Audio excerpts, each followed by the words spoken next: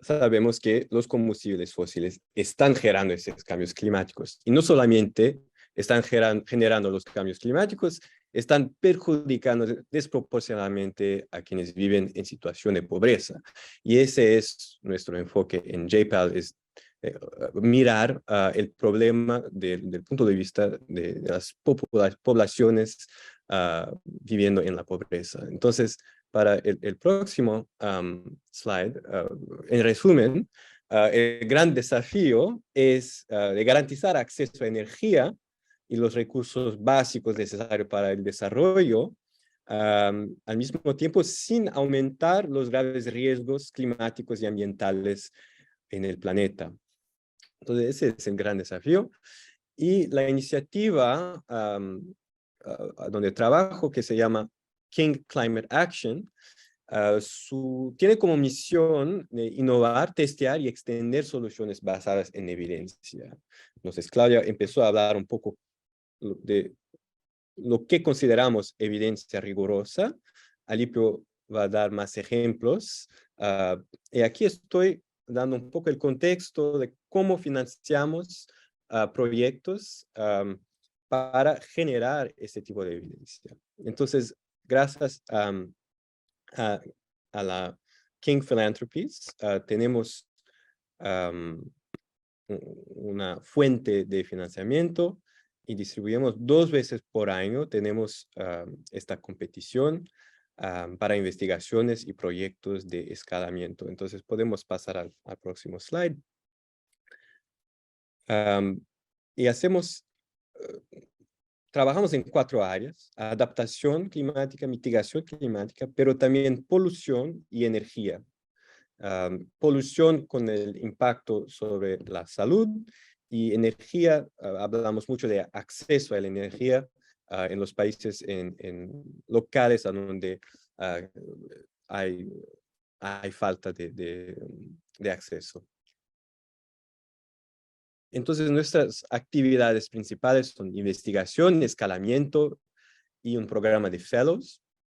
Investigación para nosotros es principalmente, exclusivamente, lo que llamamos de evaluaciones aleatorizadas.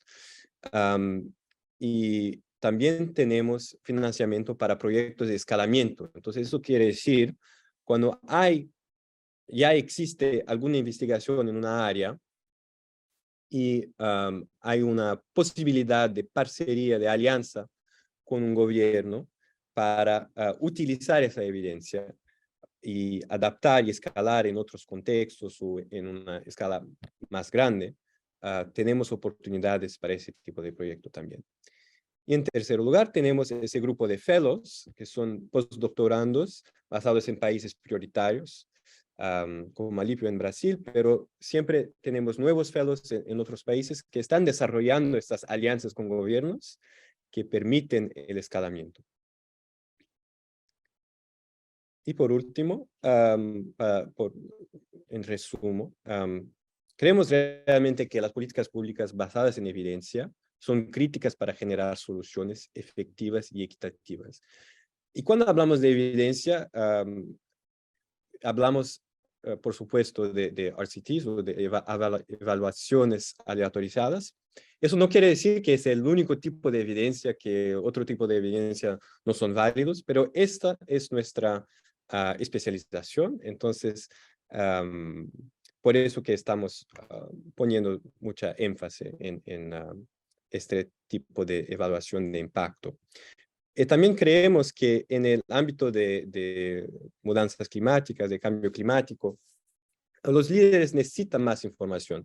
Tenemos mucha información científica sobre lo que va a pasar con el clima cuando hay una aumentación en el clima global, de un punto de vista científico, pero no tenemos tanta información rigurosa sobre cuáles son las políticas públicas en energía, en medio ambiente y cambio climático que funcionan, sobre todo para las poblaciones viviendo en la pobreza. Entonces, yo creo que existen muchas oportunidades todavía, especialmente en Latinoamérica. Entonces, estamos con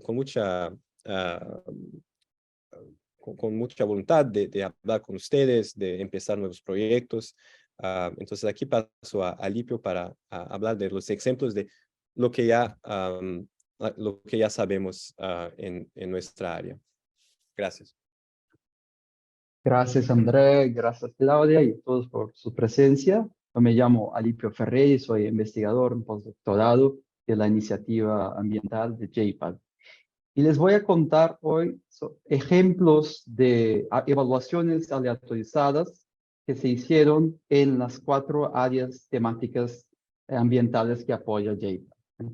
Empezando aquí por adaptación climática, ¿no? Que son las intervenciones, las políticas públicas que tienen como objetivo reducir el daño del cambio climático sobre las personas con soluciones tecnológicas, financieras y de infraestructura para proteger a las personas contra los cambios climáticos. Hay 2 tipos de problemas principales en esta temática de adaptación. Uno es la conservación del agua y el otro son los eventos climáticos extremos, ¿no? Entonces, para conservar el agua hay intervenciones y políticas para aumentar la eficiencia del consumo de agua doméstico o agrícola, la protección de fuentes. Y para eventos climáticos extremos, las intervenciones suelen ser para aumentar el acceso a seguros, sobre todo seguros agrícolas, adopción de tecnologías resistentes a esos eventos y diversificación de actividades, como les voy a hablar en los ejemplos. Entonces, les voy a dar aquí unos ejemplos de intervenciones que se hicieron y se evaluaron en temas de adaptación climática. El primer tipo es un tipo de intervención de muy bajo costo, que es una intervención informacional, que se hicieron intervenciones que se hicieron en Estados Unidos y Costa Rica, donde se enviaban mensajes a los hogares dándoles la información de la cantidad de agua que consumían y la comparación con sus vecinos o sus ciudades. Y la idea de estas intervenciones era llamar la atención de esos hogares para la posibilidad de reducir su consumo de agua de una manera muy fácil. Y fueron intervenciones que en esas evaluaciones fueron muy exitosas, en el sentido de que tenían un costo muy bajo, pero sí cambiaban el comportamiento de las personas, ¿no? En segundo lugar, le gustaría compartir la evidencia sobre seguros basados en índices climáticos. Aquí la idea es de proteger a las personas contra eventos extremos, sobre todo pequeños agricultores, ¿no? Uno de los problemas de agricultores pequeños es la falta de acceso a seguros, ¿no? Y una manera de aumentar este acceso son los llamados seguros paramétricos, seguros basados en índices climáticos. La idea de este tipo de contrato es que hay un índice de lluvia en una ciudad, una región, y si el nivel de lluvia baja a un nivel muy bajo, eso es considerado como un siniestro para el seguro, ¿no? Y las evaluaciones mostraron que cuando los agricultores tienen acceso a ese tipo de seguros, sí se sienten más asegurados y invierten más en sus plantaciones, ¿no? Aumenta el nivel de inversión, pero las evaluaciones también mostraron que esos seguros necesitaban subsidios muy altos y tuvieron una baja adhesión. Por lo tanto, todavía hay que hacer más investigación para intentar resolver ese problema del acceso de seguros contra eventos climáticos adversos, ¿no? Un tercer tipo de iniciativa que se evaluó es sobre el acceso a tecnologías resistentes a eventos climáticos, ¿no? Entonces, un tipo son las semillas resistentes a inundaciones y a sequías. Estas semillas o estas tecnologías son desarrolladas por ingenieros agrónomos que hacen sus tests y muestran que sí son resistentes, ¿no? Nosotros como economistas estamos interesados en medir cómo los agricultores se comportan cuando tienen acceso a esas tecnologías. Y ahí hay 2 evaluaciones que se hicieron en la India, donde el acceso, ¿no?, a la disponibilidad de una semilla que sea más segura, que sea más resistente a eventos adversos, llevó a los agricultores a aumentar el área cultivado, a utilizar más fertilizante, una vez más, invertir más en sus plantaciones, como se esperaba con esas intervenciones. Y todavía hay una otra en curso sobre una semilla resistente a sequías, ¿no?, que todavía se tiene que evaluar el impacto que tiene sobre los agricultores. Por último, voy a entrar en un poquito más de detalle en una intervención que ocurrió en Nicaragua, que fue una intervención para diversificar las fuentes de ingreso de los agricultores. El objetivo de esa intervención era proteger a los agricultores contra shocks climáticos a través de la diversificación de sus fuentes de ingreso, para tener fuentes de ingreso que no fueran exclusivamente agrícolas, ¿no? La intervención que los investigadores hicieron ocurrió en Nicaragua, en las zonas rurales. Y la idea que tuvieron fue de dar un subsidio o una beca a agricultores para que ellos invirtieran esos recursos en actividades no agrícolas. Esa beca era condicionada a desarrollar un plan de negocios de una actividad como panadería, producción de quesos o una actividad comercial, y entonces se aprobaba ese plan de negocios, se daba la beca y ellos tenían que invertir eso. Y al final, los investigadores querían medir si este tipo de intervención aumentó su participación en actividades no agrícolas, diversificando, por lo tanto, sus fuentes de ingreso. ¿Y cómo se hizo esa intervención? Se hizo utilizando la metodología de evaluaciones aleatorizadas. Se hizo un listado al principio de 2.000 familias aproximadamente en la zona rural de Nicaragua, y 1.000 de esas familias recibieron este recurso, participaron del programa. Pero lo importante fue que las 1.000 fueron elegidas de manera aleatoria. Y como explicó Claudia al principio, la idea de hacer una evaluación aleatorizada es que los dos grupos, el grupo que recibió el subsidio, que llamamos grupo de tratamiento, y el grupo que no lo recibió, grupo de control, son estadísticamente idénticos en promedio. Es decir, que tienen características medias que son iguales en los dos grupos. Y la única diferencia significante y relevante que habrá entre los dos grupos es que uno recibirá la intervención y el otro no la recibirá. Solamente se van a colectar datos sobre el grupo de control para que se sepa si hay una diferencia al final de la intervención. Y se puede testear si la aleatorización fue bien hecha, ¿no? Y por ejemplo, en este caso, se puede comparar si los ingresos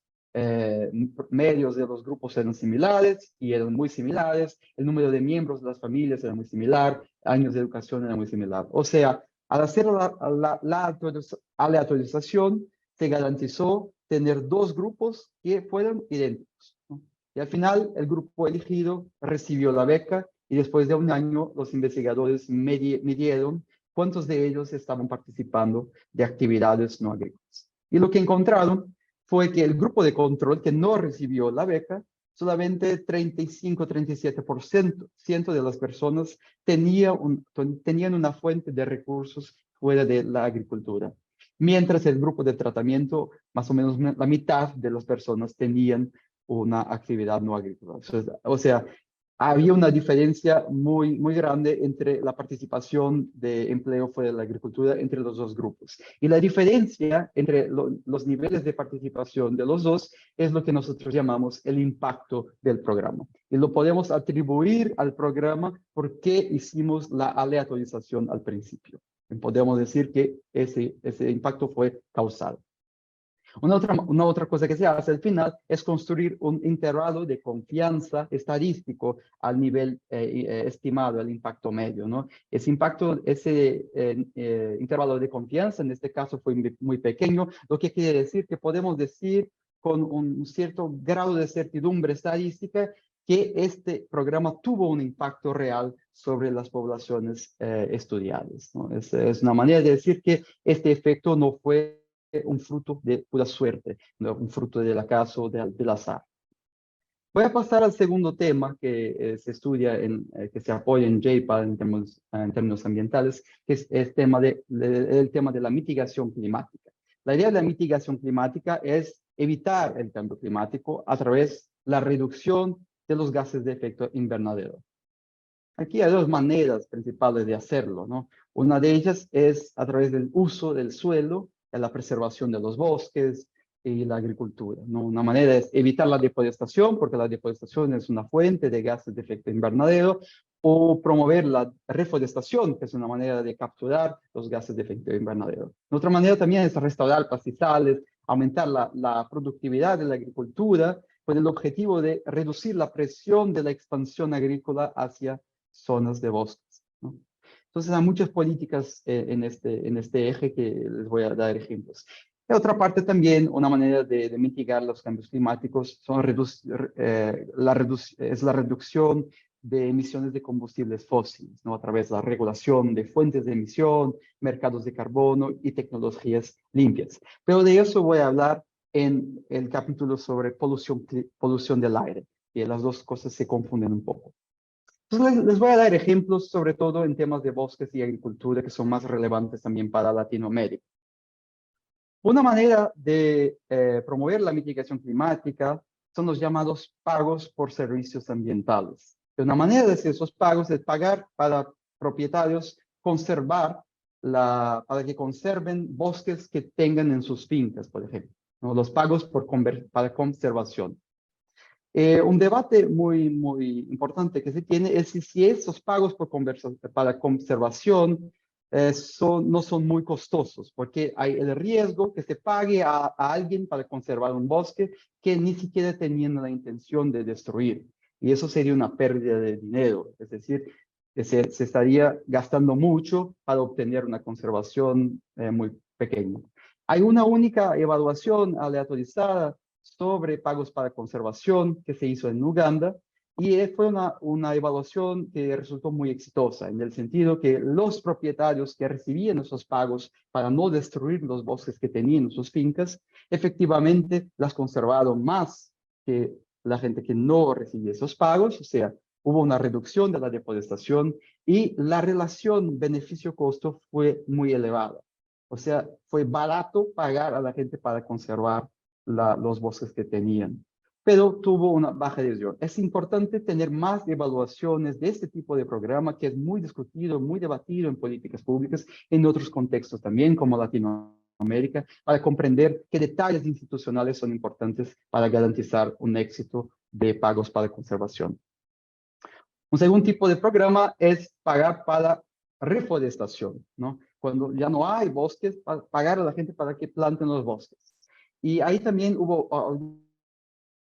zonas todas en África que tuvieron el resultado de aumentar el área de bosques en las fincas, pero en este caso la relación de beneficio-costo fue más baja. Es decir, resultó más caro pagar a las personas para reforestar que pagar a las personas para no destruir, no deforestar. Pero una cosa que es importante señalar en estos casos también es que cada una de las intervenciones tenía detalles un poco específicos, un poco distintos. Y una ventaja también de las evaluaciones aleatorizadas es poder testear aspectos, detalles específicos de la manera como son implementados los programas, para ver qué detalles pueden tener una influencia, un impacto, a veces muy importante. Y fue el caso, por ejemplo, de un pago para servicios ambientales en Malawi, donde se utilizaron subastas para modular los pagos de reforestación. Y la utilización de subastas pudo reducir los costos de implementación de esos programas, ¿no? Es un ejemplo interesante. Un tercer tipo de programa es programas de asistencia técnica para restauración de pastizales. Aquí nuevamente la idea es de aumentar la productividad de pastizales existentes, reducir la presión que ellos puedan tener sobre bosques, ¿no? Reducir entonces la deforestación después. Hubo una evaluación en Brasil, donde había un curso general para los propietarios y una asistencia técnica en las fincas, y resultó que la asistencia técnica tenía un efecto muy positivo en el aumento de las ganancias de esos propietarios. El programa se pagó, es decir, las ganancias fueron superiores a los costos de la asistencia técnica. Hubo un aumento de la restauración, por lo tanto, beneficios ambientales también. Y por último, voy a también entrar en detalle en un programa de monitoreo que se hizo para reducir la deforestación. Es un programa muy interesante que se hizo en el Perú. La idea de este programa era testear si era posible reducir la deforestación ilegal con un monitoreo comunitario, un monitoreo informal, casi. Es decir, personas que viven en las comunidades, que no son policías, que no tienen autoridad del Estado, pero que pueden hacerle el monitoreo, ¿no? Ir a los lugares donde se hace deforestación y llamar la atención de las personas. Se eligió la Amazonía peruana para hacer ese estudio, y la naturaleza de esta intervención fue de contratar inspectores en las comunidades que tenían, por lo tanto, incentivos financieros para hacer el monitoreo. fueron entrenados también por los investigadores y tenían una tecnología que les daba la ubicación exacta de alertas de deforestación en tiempo real. Entonces tenían la tecnología, incentivos y un entrenamiento para hacer ese monitoreo. Y el objetivo, obviamente, era ver si este tipo de monitoreo informal comunitario tenía el potencial de reducir la deforestación. Aquí nuevamente se hizo una aleatorización. Se hizo un listado al principio de 76 comunidades cerca de Iquitos, en Perú, y de esas 76 comunidades, 39 aleatoriamente elegidas recibieron este programa. Es decir, esas comunidades eligieron personas que tuvieron la tecnología, el entrenamiento y los incentivos financieros para hacer el monitoreo. Y 37 no lo recibieron, es decir, era el grupo de control. Y los investigadores simplemente colectaron datos sobre todas ellas y al final de 2 años calcularon cuánto de deforestación tenían en promedio esos 2 grupos de comunidades. Lo que encontraron fue que el grupo de control, el grupo que no recibió el monitoreo, tenía en promedio 16 hectáreas de deforestación por comunidad. Mientras el grupo que tuvo el monitoreo, aunque comunitario e informal, tenía la mitad de la deforestación acumulada al final de 2 años. O sea, el efecto del programa fue una reducción de la deforestación en 8 hectáreas por comunidad en promedio. Pero eso quiere decir la mitad de la deforestación del grupo de control. Un efecto muy importante. Sin embargo, cuando construyeron el intervalo de confianza en este estudio, se vio que el intervalo de confianza era muy grande. Es decir, la precisión estadística de esa estimación es muy baja. Y la razón para eso en este estudio es que el número de participantes, de comunidades que participaron del estudio, era muy chiquito, era muy bajo, y eso resulta un intervalo de confianza muy alto, una precisión estadística muy baja.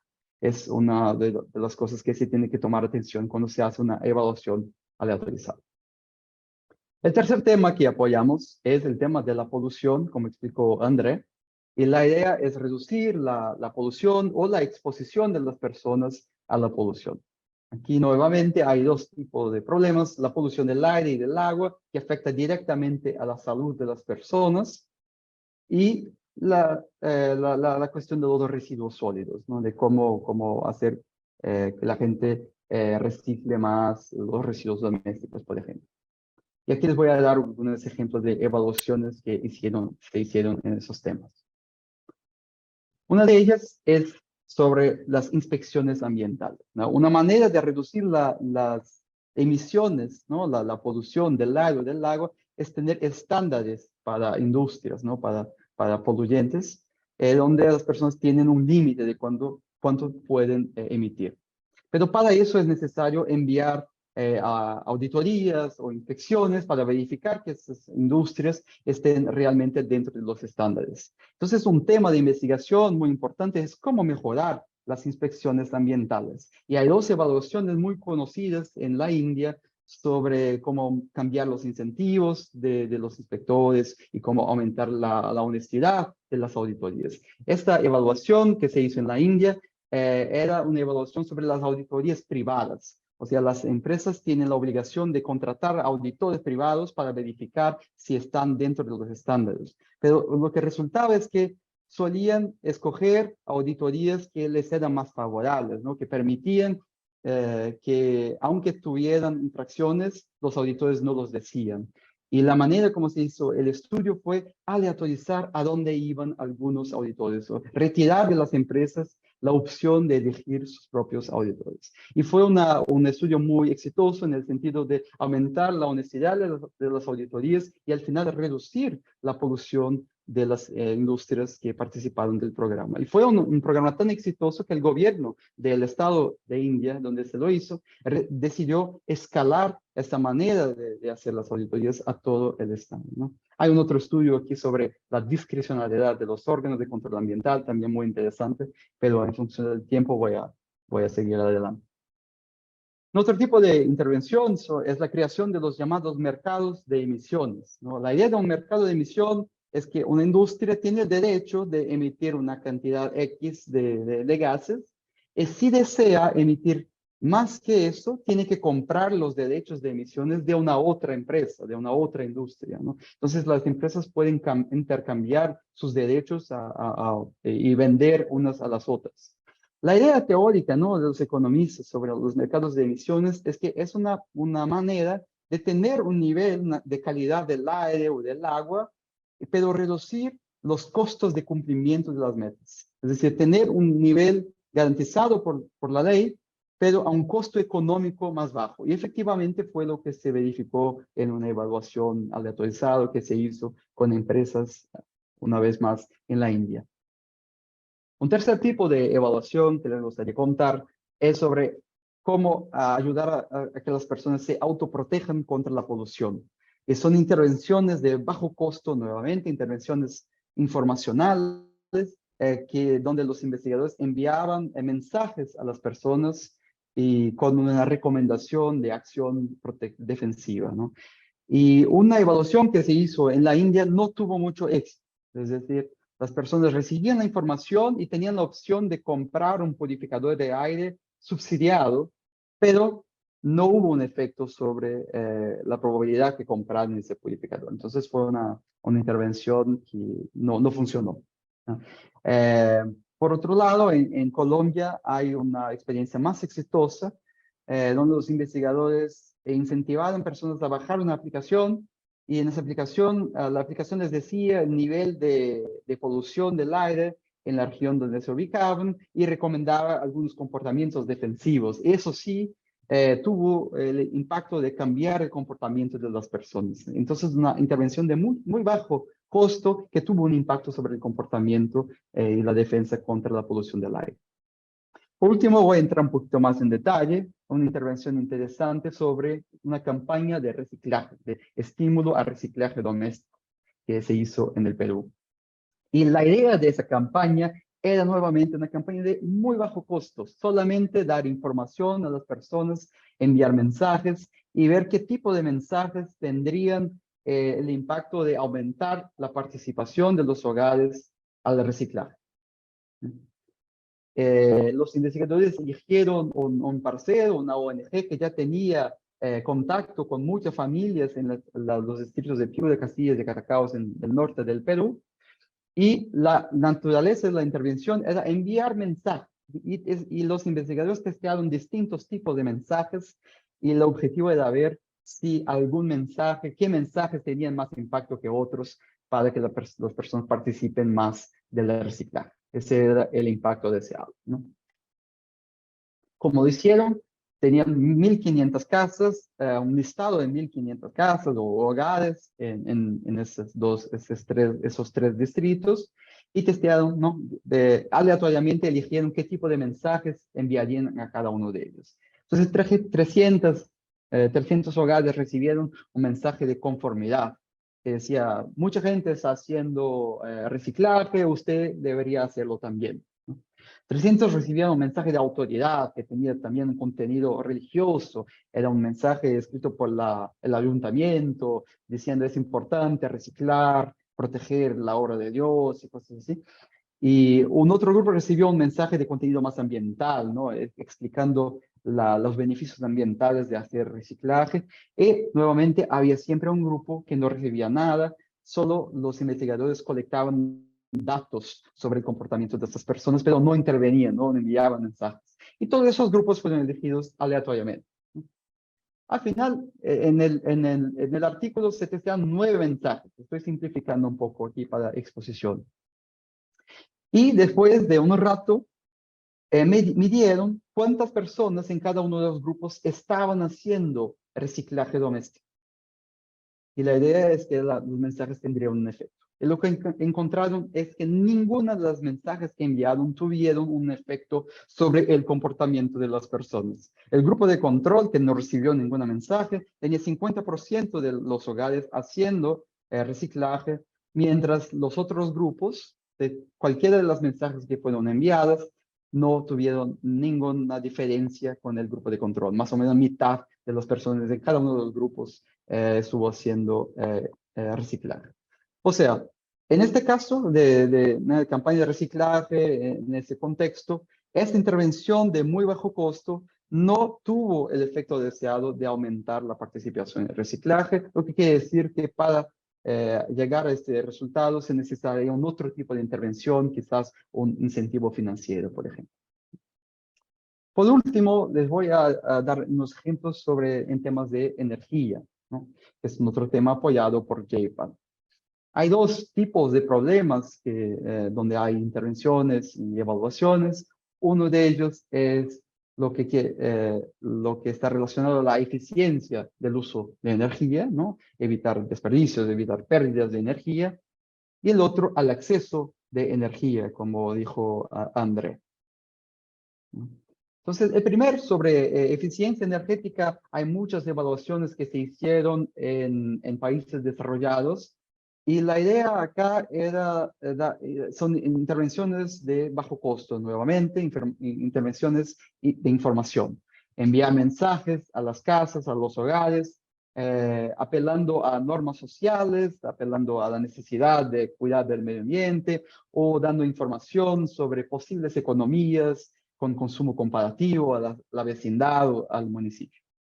En general, esas intervenciones en el tema de energía no fueron muy exitosas. Tuvieron efectos modestos en algunos casos o efectos nulos en otros.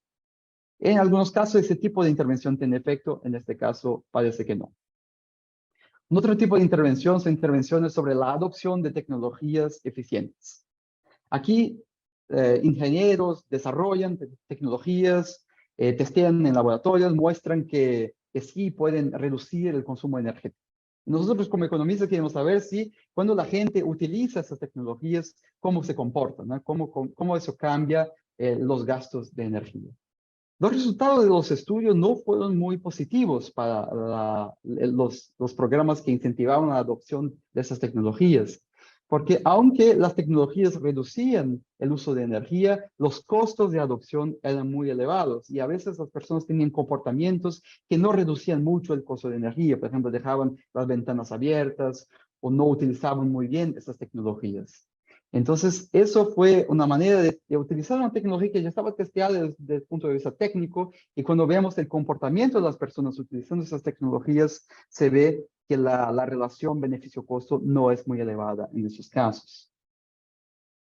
Un tercer tipo de intervención es para lugares que son muy desconectados de la red de electricidad. Por ejemplo, zonas rurales, en países menos desarrollados.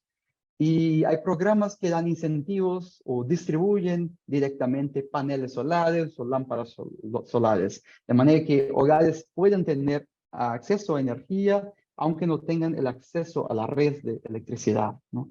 Y aquí los programas que fueron evaluados en la India y en países de África mostraron efectos muy pequeños sobre variables económicas, ¿no? Sobre el consumo de energía también.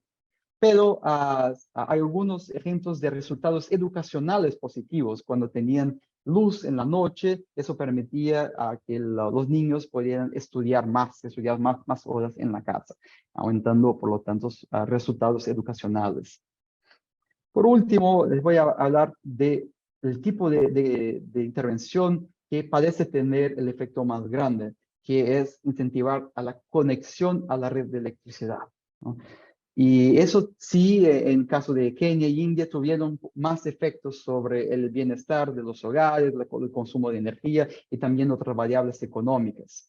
Y voy a explicar en más detalle un caso de un estudio que se hizo en El Salvador.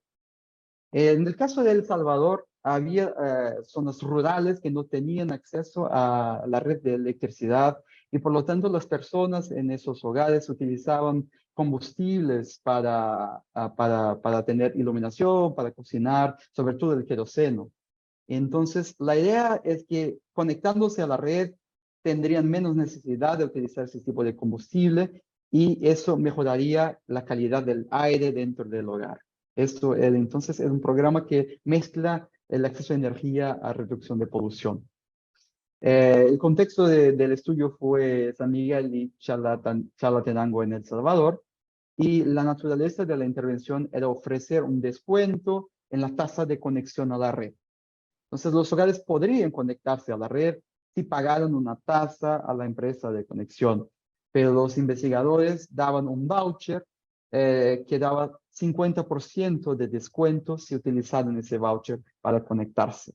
Entonces, era un incentivo a que los hogares se conectaran a la red. Los investigadores no conectaban directamente los hogares, ni tampoco obligaban los hogares a conectarse, sino dieron un incentivo financiero, un voucher, que ellos podrían utilizar para conectarse. El objetivo, el impacto deseado de este programa era reducir el uso de combustibles contaminantes en el hogar, mejorando la calidad del aire. ¿Y cómo se hizo esa intervención? Nuevamente había un listado inicial de 500 familias en esas dos zonas rurales de El Salvador, y de esas 500 familias, 400 aleatoriamente elegidas recibieron un voucher que les daba el descuento, y 100 no recibieron nada. Y al final verificaron que, aunque no recibieron un voucher, algunas personas decidieron pagar la tasa y conectarse a la red. Más o menos mitad en el grupo de control se conectó a la red. Pero en el grupo que recibió el voucher, 60% de las personas se conectaron a la red. O sea, el incentivo financiero que se dio aumentó la proporción de personas que se conectó a la red. Y entonces, este es un caso típico de lo que llamamos una aleatorización de incentivo, ¿no? Porque la idea es que la aleatorización ocurrió al nivel del incentivo que se dio a que tuvieron la acción que se deseaba, ¿no? De conectarse a la red. Y en ese tipo de intervención también se puede hacer un análisis causal, ¿no? Un análisis de impacto y saber cuál es el impacto de ese incentivo sobre el comportamiento de los hogares. Y lo que encontraron en este estudio fue que había una tasa de conexión a la red más elevada en el grupo que recibió el incentivo, como les mostré, de aproximadamente 10%.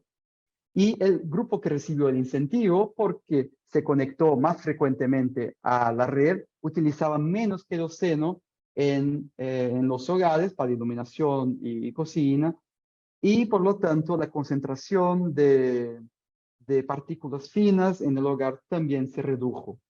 Y cuando construyeron los intervalos de confianza, aunque sean grandes también, porque el número de hogares no era muy elevado, se demostró que eran impactos estadísticamente robustos que confirmaban la hipótesis que la conexión a la red de electricidad mejoraría la calidad del aire en los hogares. Bueno, esos son los 4 tipos de temas que tienen ya evaluaciones de impacto. Como ven, son muchas preguntas distintas que se pueden hacer.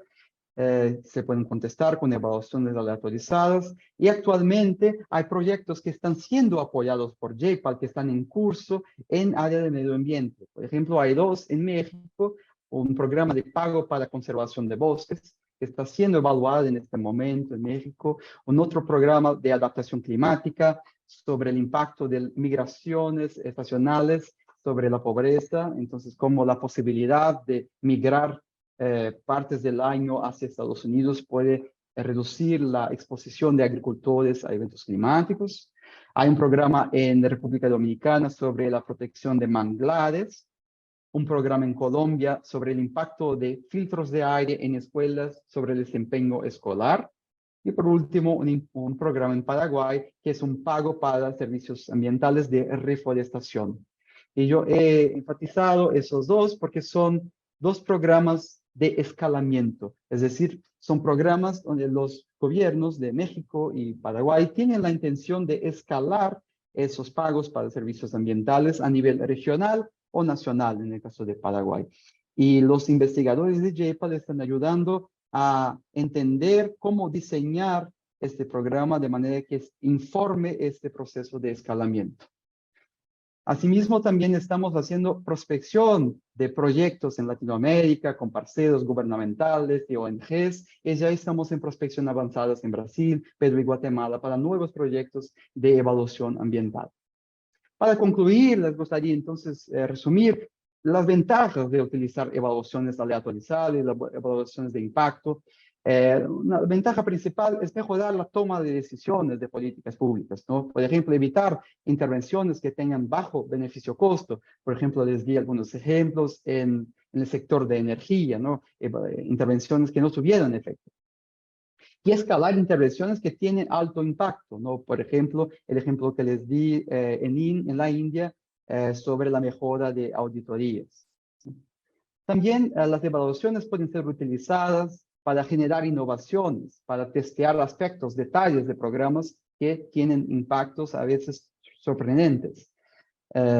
Aspectos específicos de programas que pueden mejorar la relación beneficio-costo. Por ejemplo, el caso de las subastas en Malawi, y evaluar a veces diversas alternativas, diversas maneras distintas que se puede pensar hacer e implementar un programa. Por ejemplo, el caso de los mensajes de reciclaje en Perú, aunque ninguno de ellos funcionó en este ejemplo. Por lo tanto, el objetivo de este webinar era mostrar a ustedes la variedad de cuestiones ambientales que se pueden contestar utilizando la metodología de evaluación de impacto, las ventajas, ¿no? En términos de saber el impacto real de esas intervenciones para decisiones, para mejorar la toma de decisiones, y los invitamos a contactarnos si ustedes creen que hay la posibilidad de trabajar juntos para evaluar algún proyecto ambiental que sea de interés para ustedes. Estamos abiertos a recibir sus proposiciones y nos gustaría mucho trabajar con ustedes para mejorar la toma de decisiones y aumentar el conocimiento sobre políticas ambientales. Muchas gracias. Muchas gracias, Ahora, Alipio. Sí, muchas gracias, Alipio, y muchas gracias a todos por sus preguntas y participación. Ahora estuvo bastante movido el chat, Alipio, entonces igual estuvimos, tanto André como María Paz estuvieron contestando algunas de las preguntas, así que ya la mayoría fueron resueltas. Sin embargo, hay algunas que dejamos acá para ya sea Alipio, André o en parte algunas yo, y poder contestarlas. Entonces, la primera que podría pasar ya sea a ti, Alipio o André, dado el contexto de la TAM de alta urbanización, alta informalidad laboral y empresarial, ¿qué tipo de intervenciones en zonas urbanas y periurbanas serían más apropiadas para la mitigación y cuáles para la adaptación?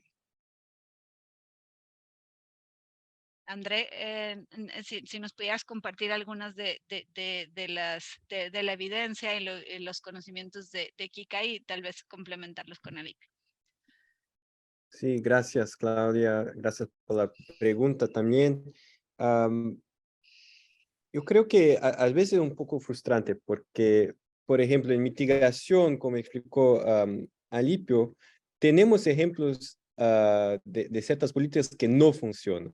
Sabemos que ciertas políticas de isolamiento, ciertas tecnologías que queremos implementar en las casas para tener casas más eficaces, para usar menos energía, en la realidad, cuando son implementadas, no son muy populares y entonces no tienen el impacto previsto. Entonces, eso es importante saber para el diseño de políticas, pero no nos ayuda si queremos saber lo que hacer positivamente. Al mismo tiempo, en nuestro ámbito de evidencia, sabemos que hay algunas políticas para combatir la polución que han funcionado muy bien, como los mercados de emisiones en India, los ejemplos de Alipio. Y esto yo creo que es un método indirecto, pero potencialmente muy promisor de trabajar con la reducción, combatir la polución en el aire, pero también muchas veces puede disminuir los copoluentes, el CO2, la metana y otros poluentes que también son los poluentes que causan el cambio climático. Entonces, es una respuesta un poco indirecta, pero yo creo que es una pista que tenemos por el cuanto. Muchas gracias, André. Otra de las preguntas que también se mencionaron es si hay algunas intervenciones que se han considerado a nivel de firmas agrícolas y no agrícolas. sí, puedo complementar una cosa que Andrea Por habló favor. para Sí, la persona Alipio, por favor. que también preguntó anteriormente. Aunque Latinoamérica tenga alta urbanización, ¿no? La principal fuente de gases de efecto invernadero todavía es el uso del suelo, ¿no? En muchos países. Entonces, aunque la mayor parte de la población esté en ciudades, este es todavía la prioridad en términos de mitigación en Latinoamérica, reducción de deforestación, reforestación, etcétera. Pero en ciudades, las cuestiones de mitigación se confunde un poquito con cuestiones de polución, como dije, ¿no? Porque las industrias polúen el aire y también tienen gases de efecto invernadero. Entonces, las dos cosas están un poquito juntas. Sobre adaptación en ciudades, temas importantes son temas de inundaciones, temas también de deslizamiento de tierras, ¿no? Las personas pueden ubicar sus hogares en lugares de riesgo. Hay intervenciones ahí para reducir el riesgo de las personas en ese sentido también. Bueno, eh, sobre la segunda pregunta, entonces, voy a intentar ser corto. A nivel de firmas agrícolas, una intervención que le di sobre Brasil, ¿no? Era la idea de tener prácticas sostenibles, ¿no? En firmas agrícolas, en fincas, por ejemplo, para que ellas pueden utilizar sus pastizales, sus culturas de manera teniendo alta productividad a largo plazo, reduciendo la presión que eso puede tener sobre bosques, ¿no? Para que no se expandan. Sobre no agrícolas, ¿no? Si hay nuevamente hay cuatro temas que estamos pensando acá, ¿no? Pero si pensamos en mitigación, creo que hay mucho debate todavía sobre cómo reducir los costos de cumplimiento a las reglas ambientales, ¿no? Por ejemplo, cómo diseñar un mercado de carbono, cómo mejorar los incentivos a inspectores de forma que las firmas pueden seguir las reglas a un costo más bajo, ¿no? Entonces, en empresas urbanas es más por esa vía que se trabaja normalmente. Muchas gracias, Alipio. Hay varias preguntas. Desafortunadamente no vamos a poder contestar a todas, pero acá está la última que vamos a contestar y el resto podemos también podemos seguir por correo. Una de las cosas que quisiera dejar también antes de la última pregunta es que tenemos apertura. Ahí están nuestros correos para que se puedan acercar a nosotros, ya sea a Alipio principalmente con temas de evidencia o temas, preguntas de evidencia o temas de algún seguimiento que les gustaría hacer de alguna de los trabajos que estén haciendo ustedes en sus organizaciones, de alguna evaluación de impacto que les interesaría ver la factibilidad. Entonces ahí les dejo abierto el espacio para seguir. La última pregunta que creo que nos da tiempo es ¿qué intervenciones se han, perdón, que consideran que cuestiones de seguridad podrían haber afectado la participación de las personas en el monitoreo comunitario de las deforestaciones? Eso Alipio, es la pregunta más en tema de seguridad y cuál, digamos, algunos de los factores que pudieran haber afectado para el impacto. Bueno, fue una evaluación exitosa. Entonces, un problema de seguridad habría reducido el impacto de la intervención, pero en general fue una intervención bastante exitosa. Y lo que hicieron los investigadores en este caso, hicieron una encuesta también con las comunidades para preguntarles cómo ellos percibían el monitoreo comunitario. Percibían que la percepción de las personas era que ellos eran autoridades. Entonces, la verdad es que ellos no tenían miedo aparentemente de ir y llamar la atención a las personas que estaban haciendo deforestación. Pero sí hay una cuestión de seguridad ahí. Esa cuestión seguramente habría reducido el impacto del programa. Pero creo que en este caso específico no fue un problema muy serio. Pero podría ser en otros contextos. Entonces, Julieta, un buen problema que levantas, ¿no? Perfecto, muchas gracias. Bueno, en honor al tiempo, no podemos contestar el resto de las preguntas, pero como decía, ahí están abiertos nuestros correos y muchas gracias por su participación y muchas gracias a Lipio y André por sus exposiciones. Gracias. Gracias. Claro.